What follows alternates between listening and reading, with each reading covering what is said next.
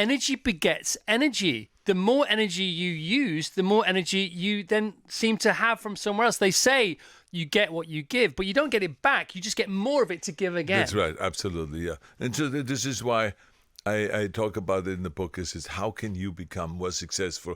How can you become more motivated and go after your goals? I mean, it's like I mentioned a story about this guy Hillary, right? That climbed Mount Everest, the first guy to climb Mount Everest. And when he was up on the top, they asked him, I said, what was it like being on top and finally to reach this peak? And he said, I looked around and I saw another peak. Yeah.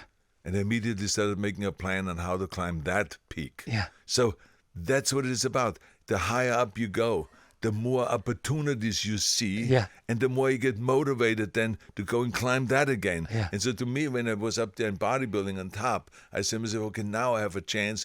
I've gotten a certain kind of a name and reputation and stuff like that.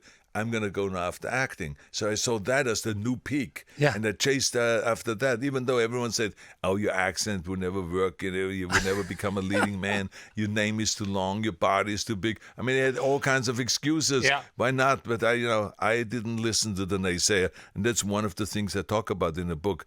Don't listen to the naysayers. Yeah. There's enough people out there in the world that will always try to discourage you and say, it will never happen. Yeah. This is impossible and all this.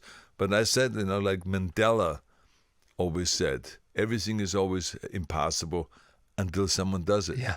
And that's the way I feel. I can be the first one that breaks this new ground and goes out and does it. So I became the first guy that had an accent and that made it in the movie business, Yeah. and it made it big.